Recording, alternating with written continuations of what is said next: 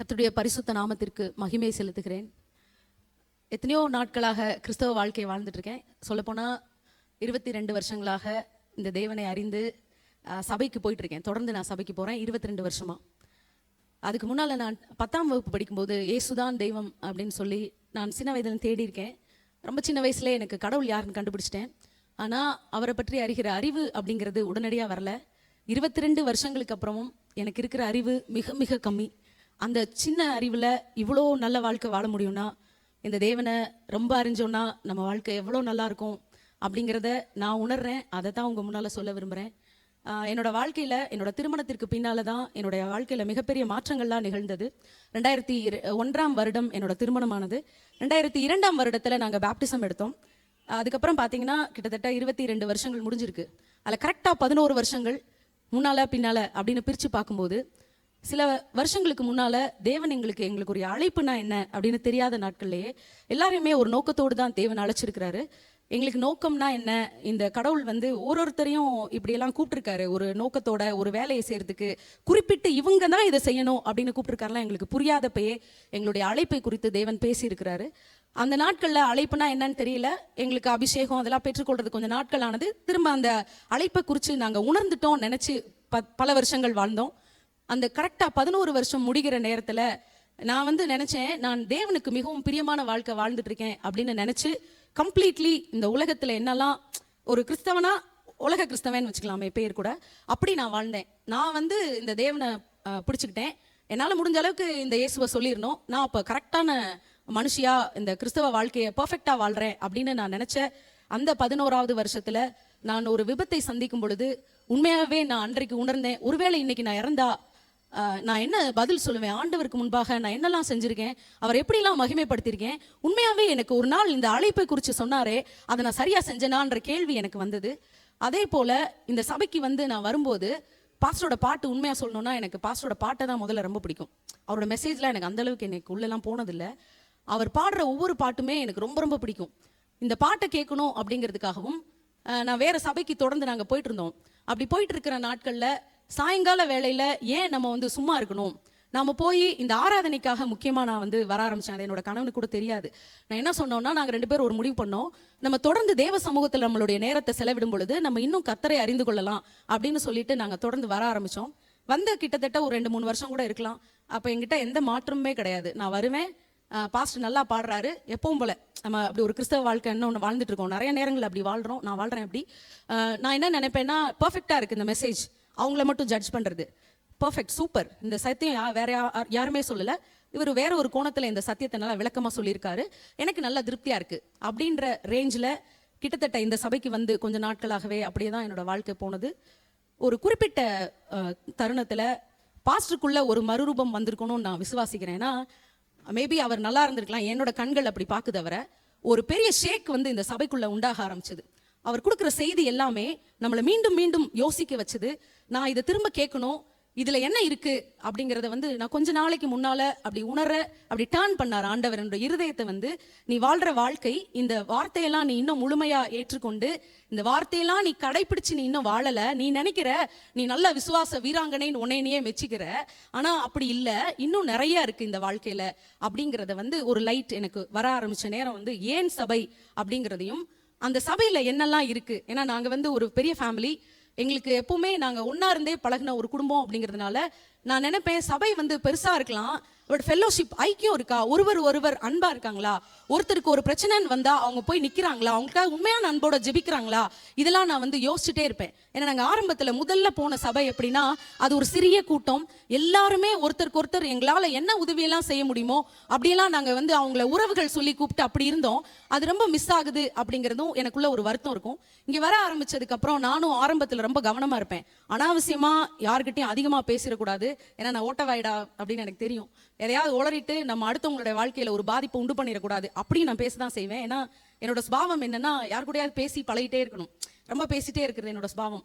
ஆனா அந்த ஆரம்பத்துல நான் முதல்ல எனக்கு எதிரியா பார்த்த ஒரு நபர் என் பக்கத்தில் நிற்கிறாங்க பாருங்க, ஜாய் தான். ஏன்னா நான் நிறைய அடி வாங்கியிருக்கேன் பாஸ்டர்ஸோட ஒய்ஃபோட. பாஸ்டர்ஸ்லாம் எனக்கு ரொம்ப பிடிக்கும், ஏன்னா அவங்க ரொம்ப ஜென்டில்மேனா இருப்பாங்க. ஆனா பாஸ்டர்ஸ் ஒய்ஃப் இருக்காங்க பார்த்தீங்களா, அவங்க நினைச்சாங்கன்னா சபையை இல்லாமல் காலி பண்ணி விட்டுறலாம். இப்பயுமே நான் அடிக்கடி ஜாய்க்கா ப்ரே பண்ணுவேன். இன்னைக்குமே ஐ ப்ரேட் ஃபார் ஜாய். ஜாய்ஃபுல்லாக இருந்தால் தான் பாஸ்ட் வந்து ஸ்ட்ராங்காக இருக்க முடியும்னு எனக்கு அப்படி ஒரு தோணும். அடிக்கடி I use to pray for joy வந்து ரொம்ப ப்ராட் மைண்டடோட அந்த காட்ஸ் விஷனை ஃபுல்லாக வாங்கி அந்த ஸ்ட்ரென்த் ஃபுல்லாக நிற்கணும், அவங்க ஃபேமிலியில் நிற்கணும் அப்படின்றத நான் வந்து அடிக்கடி ஜாய் எனக்கு ஞாபகப்படுத்துவாரான்னு நான் ஜெபிப்பேன். அப்போ ஜாய் வந்து நான் என்ன யோசிச்சேன்னா, ஷீஸ் டூ யங் நம்பர் 1. அதுக்கப்புறம் நம்மளோட பர்சனல் லைஃப்பை பற்றி எக்காரணத்தை கொண்டும் அவங்ககிட்ட சொல்லிடவே கூடாது. பிகாஸ் நான் நிறைய அடி வாங்கியிருக்கேன், பர்சனல் லைஃப்பை வெளியில் விட்டு பல அடி வாங்கியிருக்கேன் நான். அதனால் பர்சனல் லைஃப் பற்றி எக்காரணத்தை கொண்டும் ஜாய் கிட்ட குறிப்பாக நான் பாஸ்டர்ஸ் கிட்ட அளவாக பழகிடுவேன்னு எனக்கு தெரியும். லிமிட் தாண்ட மாட்டேன், அவங்க மேலே ரொம்ப மரியாதையும் ஒரு பயம் கூட வச்சிருப்பேன். ஏன்னா அவங்க நாளைக்கு நம்ம பைபிள் ஒழுங்காக படிச்ச மாதிரி கேள்வி கேட்டு நம்மளை அவமானப்படுத்தக்கூடாது. உண்மையாகவே சொல்கிறேன், இப்போ எனக்கு அந்த பயம் இருக்குது. பாஸ்டர் போய் அதை நேராக கேட்டுருவாரோ நான் அப்பப்போ பயந்துக்குவேன். அப்போ நான் பாஸ்டர்ஸ்ட்டு ரொம்ப எப்படி பழம் தெரியும், ஆனால் அந்த பாஸ்டர்ஸ் ஒய்ஃபோட எனக்கு பழக தெரியாது, அடி வாங்கியிருக்கேன். ஜாய் கிட்ட எக்காரணத்தை கொண்டு நான் பழகிடக்கூடாது அப்படின்லாம் நான் நினச்சிருக்கேன். இந்த ஏன் சபை அப்படிங்கிற அந்த பிரசங்கங்கள் கேட்கும்போது கொஞ்சம் கொஞ்சமாக எனக்குள்ளே வந்து இந்த வார்த்தை இன்னும் கொஞ்சம் போகுது. நான் மேலோட்டமான ஒரு வார்த்தையை தான் நான் உணவை உட்கொண்டிருக்கேன், நான் இன்னும் ஆழமாக அதை அசை போடுற அளவுக்கு நான் போகலை அப்படிங்கிறத நான் உணர்ந்தேன். எனக்கு ஒரு பெரிய பிரச்சனை வந்தப்போ யார்கிட்டடா சொல்றது, ஏன்னா என்னை கன்வின்ஸ் பண்ணி பார்த்து என்னோட ஃபேமிலியில் என்னை தேத்தவே முடியாதப்போ தான் ஒரு நாள் நான் ஜாயை கூப்பிட்டு ரொம்ப நேரம் பேசினேன். மணிக்கணக்காக பேசும்போது தான் எனக்கு ஜாய்க்குள்ள எப்படிப்பட்ட ஆவியானவர் இருக்கிறாரு, why she is in this position, ஏன் தேவன் வந்து இந்த சின்ன வயசுல இவ்வளோ கிருபைகளையும் தேவனை குறிச்ச எவ்வளவு பெரிய அறிவையும் கொடுத்து இப்படி ஏன் ஜாயை கொண்டு வந்து நிறுத்தினாரு அப்படிங்கிறத வந்து நான் அந்த நாளில் புரிஞ்சுக்கிட்டேன். ஒருத்தரை வந்து இப்படி பார்த்து எடை போடுறது ரொம்ப ரொம்ப தப்பு அப்படிங்கிறதையும், தேவன் உண்மையாவே ஒரு ஐக்கியம்னா அவர் சொன்ன மாதிரி தான் அந்த ஐக்கியம் இருக்கும். நம்ம இப்போ நிறைய பேர் பயப்படுவோம், இதெல்லாம் இவங்க கிட்ட சொல்லக்கூடாது. நான் ஆனால் பயப்பட மாட்டேன். எனக்கு பிரச்சனைன்னு வந்துட்டா எனக்கு வந்து என்னோட ஃபேமிலிக்கு அப்பார்ட் ஃப்ரம் மை ஃபேமிலி மெம்பர்ஸ்னா எனக்கு ஃபர்ஸ்ட் ஜாய் ஞாபகம் வரும். பாஸ்டர் வந்து எனக்கு ரேரா ஞாபகம் வருவார், ஜாய் வந்து எனக்கு உடனே ஞாபகம் வரும். அட் எனி டைம் ஜாய் கால் பண்ணுவேன், இல்லைனா மெசேஜ் பண்ணிடுவேன். ஏன்னா என்னை எப்படினாலும் ஜாய் வந்து என்னை கூப்பிட்டுருவாங்கன்னு எனக்கு தெரியும். If I speak with her எனக்கு இருக்கிற எல்லாத்தையுமே நான் வந்து சொல்லிட்டு எனக்கு ஒரு கிளாரிட்டி வந்து வர ஆரம்பிச்சது. when I was missing my brother, அந்த டைம்ல வந்து சில இங்க இருக்காங்க, அவங்களாம் இங்க இருக்காங்க, அவங்களெல்லாம் எனக்கு வந்து ஆண்டவர் வந்து அந்த டைம்ல என் கையை பிடிச்சி என்கிட்ட ரொம்ப நேரம் பேசினவங்க ஒருத்தவங்க இருக்காங்க. அவங்ககிட்ட நான் என்னெல்லாம் பேசணும் எனக்கு தெரியாது. அவங்க மேல எனக்கு ஒரு பெரிய அன்பும் மரியாதையா இருக்கும். அந்த பாஸ்டர் வந்துட்டு எங்க பாட்டி வந்து ரொம்ப ஞானமுள்ள ஒரு பாட்டி, எனக்கு ரொம்ப ரொம்ப பிடிக்கும். எங்க பாட்டி எங்களுக்கு வந்து சரியான ஒரு காரியத்தை வந்து அவங்க இந்த உலகத்தை முடிச்சுட்டு போகும்போது, உலக வாழ்க்கையை முடிக்கும் போது நிறைய விஷயங்கள் எங்க குடும்பத்துல இருக்கிற எல்லாருக்குமே அவங்க ஆலோசனைகளை கொடுத்தாங்க. அதுல அவங்க கொடுத்த மிகப்பெரிய ஒரு ஆலோசனை என்னன்னா, he is your pastor அப்படின்றத எங்க பாட்டி வந்து எங்க குடும்பத்துக்கே அவங்க காட்டினாங்க. அந்த டைம்ல வந்து நாங்க ரொம்ப சபைக்கெல்லாம் தொடர்ந்து வரல. நான் தொடர்ந்து இந்த சபைக்கு வரணும்னு முடிவெடுத்ததுக்கு முக்கியமான இன்னொரு காரணம் என்னோட சிஸ்டர்ஸ். நான் வரல அப்படின்னா அவங்க வருவாங்க, என்ன வேணாலும் பண்ணுவாங்க. பட் நான் வந்தா எனக்கு தெரியும் அவங்க வந்து என்னோட வாழ்க்கையை பார்க்கும்போது அவங்களால அதை ப்ரிடிக்ட் பண்ண முடியும். என் கூட சேர்ந்து அவங்க எங்கனாலும் வர்றவங்க. அப்போ கண்டிப்பாக நம்ம தொடர்ந்து சபைக்கு போகும்போது அவங்களும் அவங்களுடைய குடும்பமும் சபைக்கு வரும் அப்படிங்கிற ஒரு நம்பிக்கை எனக்கு இருந்தது. அதை கர்த்தர் நிறைவேற்றிருக்கிறார், கர்த்தருக்கு மகிமையை செலுத்துறேன். பாஸ்டர் ப்ரீச் பண்ணும்போது எனக்கு கொஞ்சம் கொஞ்சம் அசைவு வந்ததுன்னு சொன்னேன்ல. அதுக்கப்புறம் ஒரு நாள் வந்து இந்த ஊழியத்தை அவங்க எனக்கு கொடுக்கும்போது, இவ்வளவு கனமுள்ள ஊழியத்தை நம்ம எப்படி செய்வோம், நம்மளால் இதை பண்ண முடியுமா அப்படிங்கிறது எனக்கு வந்தது. நான் அப்பயுமே வந்து ஆண்டருடைய கிருபை நம்பி தானே நம்ம செய்ய போகிறோம், நம்மளா பேச போகிறோம் அப்படின்னு தான் நான் வந்து நின்றுருந்தேன். கொஞ்சம் நாள் ஆகும்போது பர்டிகுலர்லி ஒரு மெசேஜ் பாஸ்டர் கொடுக்குறாங்க. சமாதானத்தை குறிச்சும் மன்னிப்பை குறிச்சும் அவங்க பேசுகிறாங்க. அவங்க வந்து கேஷுவலாக பேசிகிட்டே இருக்காங்க. அண்ட் தேட் பர்டிகுலர் டே என்னால் சில உறவுகளை வந்து ஃபேஸ் பண்ண முடியல. ஏன்னா அவங்க மேலே எனக்கு அவ்வளோ கோவம். அப்போ நான் ரொம்ப ஸ்ட்ரகிள் ஆனேன் டிரான்ஸ்லேஷனுக்கு. நான் வீட்டில் போயிட்டு நான் ப்ரே பண்ணேன், ஆண்டரே ஏன் பாஸ்டால சொல்ல முடிஞ்சது என்னால் சொல்ல முடியல, இதில் என்ன விஷயம் இருக்குது, எனக்கு வந்து அந்த ஃப்ளோ கட் ஆகுதுங்கிறது எனக்கு நல்லா தெரியுது. அன்னைக்கு நான் உணர்ந்து கொண்டேன், ஒரு மனுஷன் தேவனுடைய வார்த்தையை கை கொள்ளாமல் சும்மா பிரசங்கம் பண்ணாங்க அப்படின்னா முதல்ல அவங்களுக்கே அது யூஸ்ஃபுல்லாக இருக்க போகிறதில்ல, மற்ற கேட்குற யாருக்குமே பிரயோஜனமாக இருக்க போகிறதில்ல. அன்றைக்கு இந்த கனமான ஊழியத்தை செய்கிற இந்த ஊழியக்காரர் மேலே எனக்கு மிகப்பெரிய மரியாதை வந்தது. அவருக்கென்றும் தொடர்ந்து நான் கர்த்தருக்காக நன்றி சொல்லவும் அவருக்கு விண்ணப்பம் பண்ணவும் ஆரம்பித்தேன். அவருடைய வார்த்தைகள் வந்து எப்படி இவ்வளோ மேட்டர்ஸ் எடுக்கிறாரு, இதெல்லாம் எங்கே இருக்குது இந்த பைபிளில்? நம்ம நிறையா படிக்கிறோம், நிறையா இந்த வார்த்தைகள்லாம் கேட்டுக்கிட்டே தான் இருக்கோம். ஆனால் ரீசன்ட் ப்ரீச்சிங் அவர் பண்ணுற எல்லாமே இந்த பணத்தை குறித்து அவர் பேசுறதுக்கு போய் முன்னால் இந்த சபையை குறித்து அவர் பேசினப்போ எனக்கு உண்மையாகவே அந்த தேவன் யார் அப்படிங்கிற கிளாரிட்டி வரும்போது ரொம்ப சந்தோஷமா இருந்தது. இந்த திரித்துவ தேவனை வந்து தப்பு தப்பா புரிஞ்சிருக்கிறோம். அவன் இந்த ராங் பிக்சர் வெளியில போச்சு. இயேசு நல்லவர் தான், இந்த திரித்துவ தேவன் 3 பேருமே நல்லவங்க தான். ஏன்னா ஒருத்தர் கெட்டவர் மாதிரி அதை அவர் எவ்வளவு படம் போட்டு, ஒரு கிளாஸ் எடுக்கிறவங்க பெய்டு எம்ப்ளாயி கூட இதெல்லாம் பண்றது இல்ல, லட்சக்கணக்கில் சம்பாதிக்கிறவங்க தன்னோட ஸ்டூடெண்ட்டுக்கு இவ்வளவு எஜுகேட் பண்றது இல்ல. எங்க மேல இவ்வளவு அன்பா ஆண்டவரே உங்களுக்கு, நாங்க உங்களை புரிஞ்சுக்கலன்னா எங்க வாழ்க்கை நாசமா போயிருமே. எத்தனை தடவை உங்களை கெட்டவரா பார்த்திருக்கோம். இதெல்லாம் அவருக்கு கோவம் வரும், இதெல்லாம் பண்ண மாட்டாரு, இப்படித்தான் வாழ்க்கை போயிட்டு இருக்கும்னு நினைச்சிருக்குமே.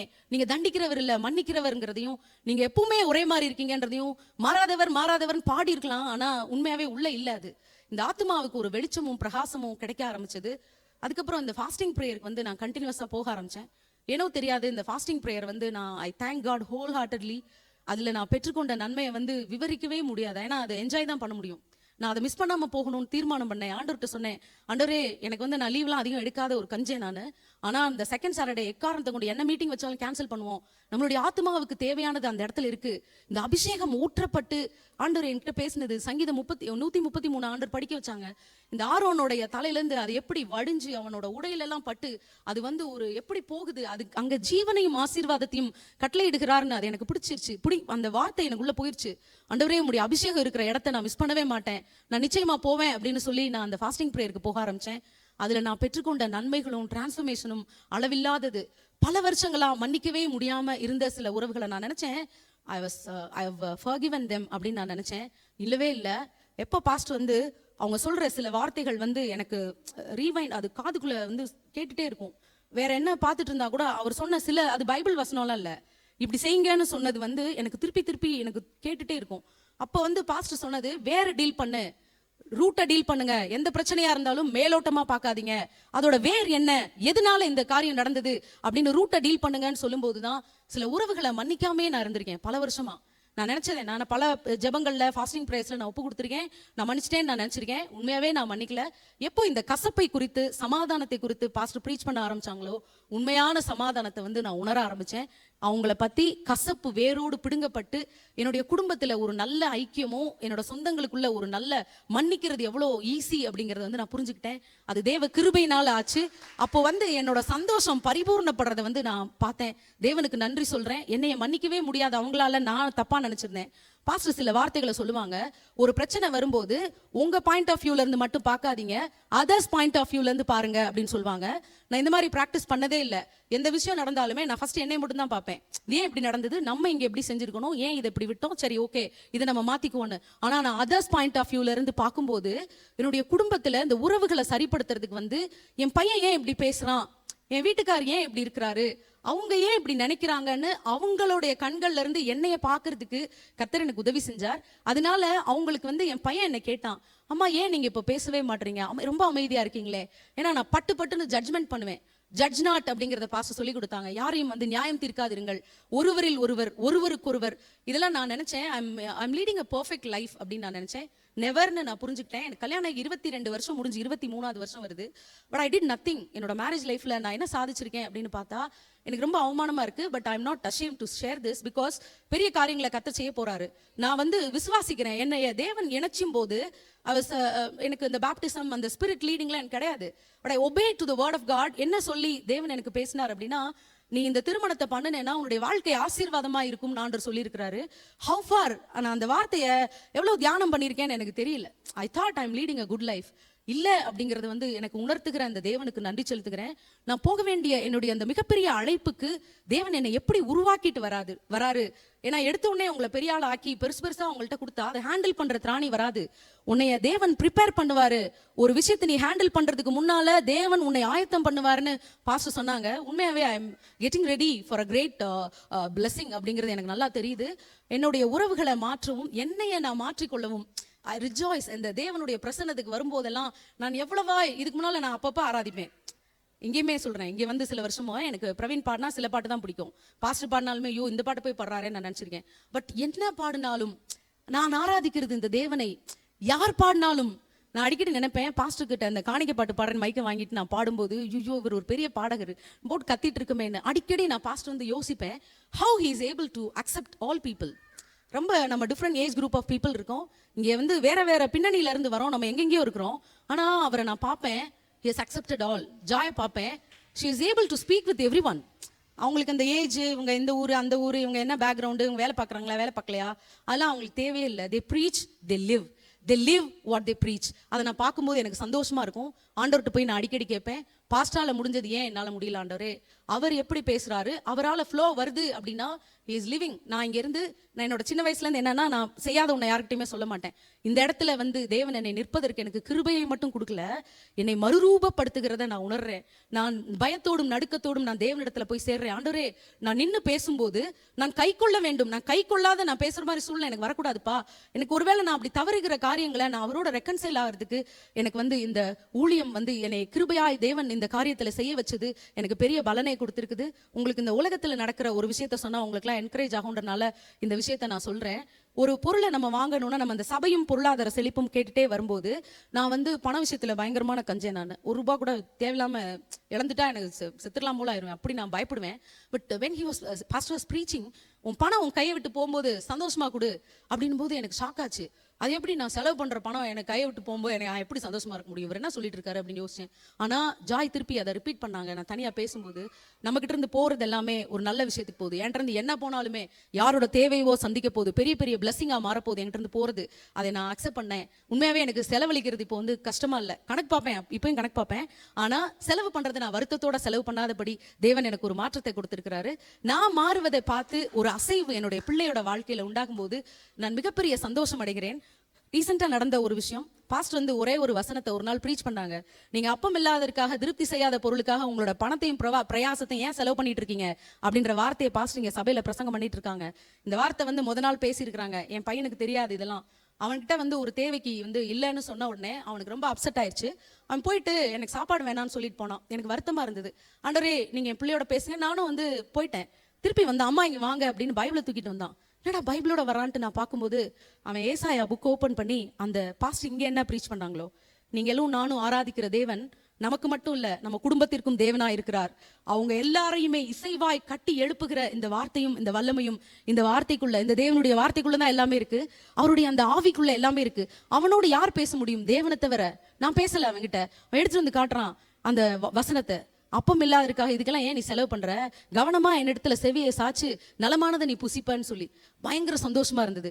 எனக்கு தேவனா இருக்கிற தேவன் என்னுடைய குடும்பத்திற்கு தேவனா இருக்கிறார். ஒருத்தரையுமே அவர் தள்ள போறதே இல்லை. அவருடைய பர்பஸ் ஃபுல்ஃபில் ஆகிறதுக்கு நான் நின்னுட்டேன் அப்படின்னா என்னோட குடும்பம் நிக்க போறது உறுதி அப்படிங்கிறது எனக்கு தெரியும். நான் இந்த காரியத்துல வந்து கர்த்தருடைய நாமத்தை மகிமைப்படுத்துறேன். என்னுடைய கார் வாங்கின விஷயத்துல வந்து எனக்கு ஒரு தேவை.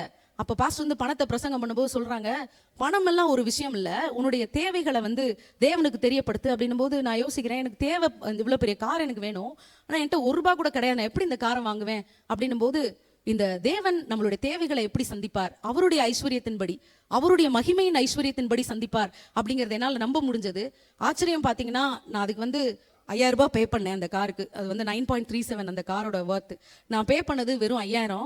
அப்போ அவன்கிட்ட சொல்றேன், இந்த பணத்தை எனக்கு வந்து திருப்பி கொடு, ஏன்னா 100% ஆட்டோ ஃபினான்ஸ் இருக்குன்னு சொன்னேன் இல்லைன்னு.